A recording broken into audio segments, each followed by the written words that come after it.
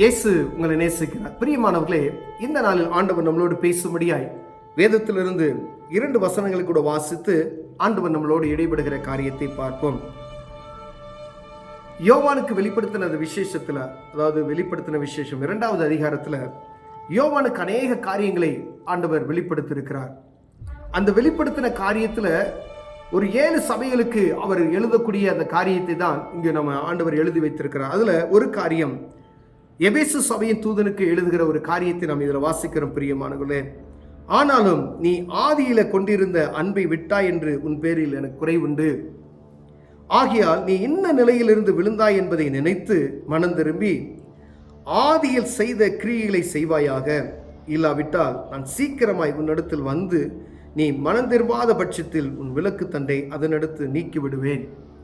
இது கடினமான வார்த்தையாய் இருக்கிறது என்று நாம் ஒருவேளை நினைக்கலாம். ஆனால் ஆண்டவரை அறிந்து கொண்ட ஒரு சபையின் ஒரு தனிப்பட்ட மனிதனுக்கு கூட எழுதுகிற ஒரு காரியம் என்று நம்ம இந்த காரியம் ஒரு தனிப்பட்ட மனிதனுக்கு அப்படின்னு வச்சுக்கோங்களேன். ஒரு சபைக்கு எழுதப்படுகிறது, எபேசு என்ற ஒரு திருச்சபைக்கு எழுதப்படுகிற ஒரு காரியம். அங்க அநேக நற்காரியங்கள் எல்லாம் உண்டு. ஆனாலும் அவ்வளோ காரியங்கள் இருந்தாலும் அதுல காணப்படுகிற குறையை தெளிவாக பிரித்தெடுத்து காண்பிக்கிற ஒரு காரியம். எல்லாம் செய்யற, ஆனா உன் பேர்ல எனக்கு குறை இருக்கிறது, அந்த குறையை நிமித்தமாய் நான் உன்னை தண்டிக்காதபடிக்கு நீ எச்சரிக்கையா இருக்கும்படியாய் அழைக்கப்படுகிறாய் என்று சொல்லி ஆண்டவர், நீ என்ன நிலைமையில் விழுந்தாய். அநேக நேரங்கள்ல பாருங்க, ஆகையால் நீ இன்ன நிலையிலிருந்து விழுந்தாய் என்பதை நினைத்து மனம் திரும்பி ஆதியில் செய்த கிரியைகளை செய்வாயாக. எந்த நிலையில ஒரு மனுஷன் விழுந்து போகிறான், நல்ல ஜெபிக்கிறவர்களா இருப்பீங்க, நல்ல ஆவிக்குரிய மனிதர்களா இருப்பீங்க, நல்ல பயபக்தி உள்ள மனிதனாய் நீங்க இருப்பீங்க. ஒரு காரியம் உங்களுடைய ஆவிக்குரிய வாழ்க்கையை, உங்க பரிசுத்தத்தை, நீங்க பக்திமான இருக்கிறத, கடவுளுக்கு பிரியமான இருக்கிற மனிதனை இருக்கிறதை விட்டு பிரியக்கூடிய ஒரு காரியம் இருந்திருக்கும். அப்படிப்பட்டதான காரியம் ஏதோ ஒரு சூழ்நிலையில உங்களுக்குள்ள வந்திருக்கலாம்.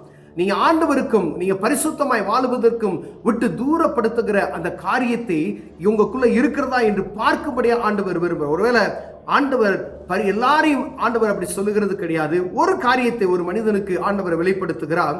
நீ நல்லா இருந்த, நீ ஆண்டவருக்கு பிரியமாய் தான் நடந்து கொண்டு வந்தாய், ஆனா நீ இருந்த ஆதியில இருந்த அந்த அன்பை என்னை விட்டு விட்டாய் என்ற ஒரு பேர்ல எனக்கு குறை உண்டு.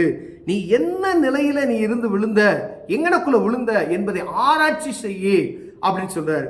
நம்ம ஒருவேளை அந்த காரியங்களை நினைப்பது கிடையாது. பாருங்களேன், எந்த இடத்துல விழுந்தோம் என்பதை பார்க்க முடியாது. அதாவது பாவத்துல ஒரு இடத்துல விழுந்திருப்போம், ஏதோ ஒரு காரியத்துல மதுபானத்தில் யாரோ நண்பர்கள் கொடுத்திருக்கலாம், அந்த இடத்துல விழுந்து போயிருக்கலாம், பரிசுத்தம் கெட்டு போயிருக்கும்.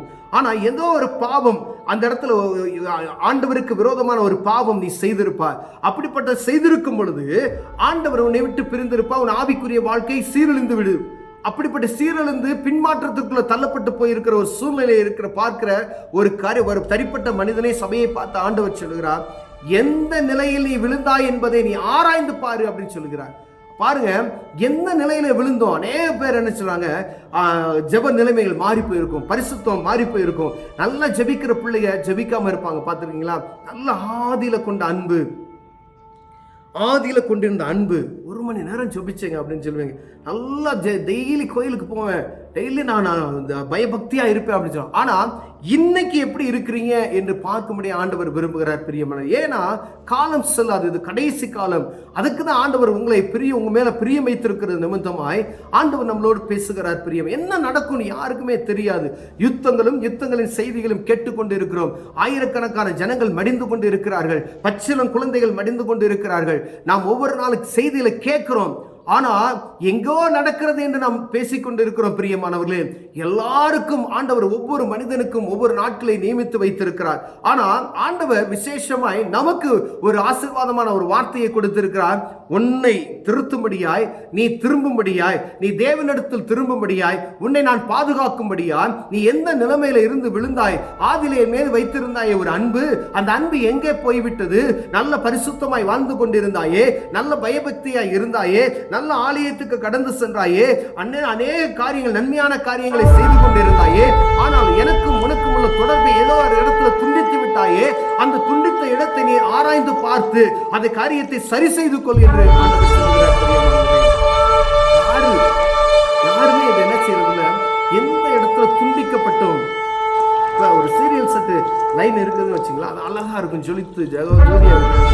ஏதோ ஒரு இடத்துல ஒரு லைட் கட் ஆயிடுச்சுன்னு வச்சுங்களேன், மொத்த லைட் என்ன செஞ்சிடும், அப்படியே அமைஞ்சிடும். பார்த்துருக்கீங்களா? மீண்டும் அதை சரி செஞ்சா மட்டும்தான் அந்த மொத்த லைன் எரியும். அதே போலதான் என்னுடைய ஆவிக்குரிய வாழ்க்கையில ஒரு இடத்துல, என் ஆவிக்குரிய வாழ்க்கையில் ஏதோ ஒரு சூழ்நிலை, ஏதோ ஒரு காரியத்துல நான் விழுந்து போயிருக்கிறேன். அதை நான் அறிந்து அதை சரி செய்தாதான் தொடர்ந்து நான் ஓட முடியும். பிரியமானவர்களே, ஒருவேளை அதை நான் சரி செய்யாத வரைக்கும் எப்படி இருக்குன்னா, மொத்தமா இருண்டு போன ஒரு வாழ்க்கையை போல காணப்படும். ஆனா அது நிரந்தரமாய் மாறிவிடாதபடிக்கு ஆண்டவர் நம்மோடு ஒரு எச்சரிக்கையின் வார்த்தையை சொல்லிக் கொண்டிருக்கிறார். நீ ஆதில கொண்டிருந்த அன்பு அது நல்லதுதான் ஐயா, இது கடைசி காலம். நீ ஆரம்பத்துல ஒரு 20 வருஷத்துக்கு முன்னாடி என் மேல வச்சிருந்த பாசம் பெரிதா இருந்ததே, நீ என் மேல வச்சிருந்த நேசம் பெரிதா இருந்ததே, எப்பொழுது என் சமூகத்துல வந்து அமர்ந்து காத்திருந்து புலம்பிக் கொண்டு இருந்தாயே, ஆனா இன்னைக்கு நான் உன்னை ஆசீர்வதித்தேன், உன்னை பாதுகாத்தேன், உன்னை சேட்டையின் கீழே அரவணைத்துக் கொண்டு இருந்தேன். இப்ப காலம் கொடிதானா இருக்கிறது, ஆனா என்னை விட்டு நீ தூரப்பட்டு போய் இருக்கிற. ஆனா உன்னை நான் நேசிக்கிறபடினால மீண்டும் உனக்கு ஒரு வாய்ப்பை கொடுக்கிறேன். என் பக்கமா வா, நான் கோழி அரவணைக்கிறது போல உன்னை அரவணைத்துக் கொள்வேன் என்று சொல்லி ஆண்டவர் நமக்கு ஒரு வாய்ப்பை கொடுக்கிறதுக்காக ஆண்டவர் நம்மளோடு இடைப்பட்டு கொண்டு இருக்கிறார். பிரியமானவர்களே, எந்த இடத்தில் விழுந்து போனோம் என்பதை ஆராய்ந்து பார்க்கும்படியாய் ஆண்டவர் விரும்புகிறார். அதை ஆராய்ந்து பார்த்து சரி செய்து கொண்டோமாயானால் ஆண்டவர் நம்மளோடு இடைபட வல்லமையுள்ளவராய் இருக்கிறார். பிரியமானவர்களே, ஆகையால் நீ என்ன நிலையிலிருந்து விழுந்தாய் என்பதை நினைத்து மனம் திரும்பி ஆதியில் செய்த கிரிகளை செய்வாயாக. இல்லாவிட்டால் நான் சீக்கிரமாய் உன்னிடத்தில் வந்து நீ மனம் திரும்பாத பட்சத்தில் உன் விலக்கு தண்டை அதனிடத்து நீக்கி விடுவேன். ஆண்டவர் வாய்ப்புகளை கொடுத்து கொண்டே இருக்கிறார். அநேக வாய்ப்புகளை நமக்கு கொடுக்கிறார். இது ஒரு வாய்ப்பு, இது ஒரு எச்சரிக்கையின் செய்தி. நீ எங்கிருந்து இதை பார்க்குறீங்களோ ஆண்டவர் உங்களோடு தான் பேசிக்கொண்டு இருக்கிறார். பிரியமானவர்களே, இந்த சத்தத்தை கேட்கும் பொழுது ஆண்டவர் என்னோடு பேசுகிற உணர்வு இருக்கிறதா என்று பார்க்கும்படி அழைக்கப்படுகிறோம். இல்லாவிட்டால் நான் சீக்கிரமாய் உன்னிடத்தில் வந்து நான் உங்க இடத்துல வருவேன். நீ மனம் திரும்பாத பட்சத்தில், இந்த சத்தத்தை கேட்க நீ மனம் திரும்பாத பட்சத்தில் நான் உன்னிடத்துல வருவேன். உன் விளக்கு தண்டை அதனிடத்துல இருந்தேன்னா அணைத்து போடுவேன். அப்ப ஆண்டவர் உங்களுக்கு கொடுத்திருக்கிற அந்த அபிஷேகம் இருக்கு, உங்ககிட்ட புகைந்து கொண்டு இருக்கிறது. ஆண்டவர் உங்கள் மீது வைத்திருக்கிற அந்த நேசத்து நிமித்தமாய், நீங்க ஆதியில கொண்டிருந்த அந்த அன்பு நிமித்தமாய் ஆண்டவர் உங்கள் மீது அக்கினியை வைத்திருக்கிறார், ஒளியை வைத்திருக்கிறார். ஆனா அதை உணராதபடிக்கு, எந்த நிலையில் நான் விழுந்து போனேன் என்று சீர் செய்யாதபடிக்கு அப்படியே கடந்து சென்று கொண்டே இருப்போம். ஏனால் எனக்கு என்ன, எல்லாம் முடிஞ்சிருச்சு, நீ எனக்கு என்ன பிரயோஜனம், வயதாயிருச்சு, என் பிள்ளைகளுக்கெல்லாம் திருமணம் பண்ணி கொடுத்துட்டேன் அப்படி நீங்க நினைக்கலாம். ஆனா ஆண்டவர் உங்களை கொண்டு ஒரு சித்தம் வைத்திருக்கிறபடினாலே முன்குறித்தார். உங்களை கொண்டு செய்ய வேண்டிய காரியம் அநேகமாய் இருக்கிறது. அதை அறியாதபடிக்கு அவ்வளவுதான் அப்படின்னு சொல்லி விட்டுட்டீங்க. பார்த்தீங்களா? இப்போ ஆண்டவர் சொல்றாரு, உங்களை கொண்டு நான் பயன்படுத்த எனக்கு சித்தம் இருக்கிறது. அதனால தான் நான் சொல்றேன், நீங்க ஒருவேளை இந்த சத்தத்தை கேட்கும் பொழுது மனம் திரும்பி எந்த இடத்துல விழுந்தோம் என்பதை ஆராய்ந்து பார்த்து திரும்பிக் கொள்ளுங்கள் என்று சொல்லுகிறார். இல்லைன்னா நான் வந்து உன் இடத்துல என்னுடைய அந்த அபிஷேகத்தை நான் முற்றிலும் அழித்து விடுவேன், அந்த ஆவியை அணைத்து போடுவேன் என்று சொல்லுகிறார். பிரியமான, எவ்வளவு ஒரு கஷ்டமான ஒரு காரியம். பரிசுத்த ஆவியின் அபிஷேகத்தை பெற்றுக்கொள்வது என்பது சாதாரணமான விஷயம் அல்ல. ஒரு மனிதன் ரட்சிப்பின் அனுபவத்தை பெற்றுக்கொண்டால் என்ன, பரிசுத்தமாய் வாழ்வது என்றது ஒரு சாதாரண, இந்த உலகத்தில் சாதாரணமான காரியம் இல்லை. எல்லாரும் பரிசுத்தமாய் வாழ்வது சாதாரணமான காரியம் இல்லை. ஆண்டவர் நோக்கம் இருக்கிற மனிதனை பிரித்தெடுத்து வேர் பிரித்து பாதுகாக்கிறார். பிரியம், ஆனால் அப்படி சூழ்நிலையில் ஏதோ ஒரு இடத்துல விழுந்து போகிறதை ஆராய்ந்து பார்த்து சரி செய்யவில்லைனா மீண்டுமாய் ஆண்டுடைய மகிமையை அணைத்து போடுவேன் என்று சொல்லுகிறார். பிரியமானவர்களே, ஒருவேளை இது கடைசி வாய்ப்பாக கூட நமக்கு இருக்கலாம். ஒருவேளை உங்கள் ஆண்டவர்களோடு பேசினார் சொன்னால் கர்த்தர் உங்களை ஆசீர்வதிக்க வல்லமையில இருக்கிறபடினாலே பேசுகிறார். மீண்டுமாய் தேவ சமூகத்துக்கு போங்க, முழங்கால் படிக்கிடுங்க, ஆண்டவர்கிட்ட கேளுங்க, எந்த இடத்துல நான் விழுந்தேன் காமிங்கன்னு சொல்லுங்க. இந்த இடத்தை ஆண்டவர் காண்பிப்பார். எந்த சூழ்நிலையில் விழுந்தேன் தேவ சமூகத்தில் அறிக்கையிடுங்க, ஒப்பு கொடுங்க, ஆண்டவர் உங்களை ஆசீர்வதிப்பார்.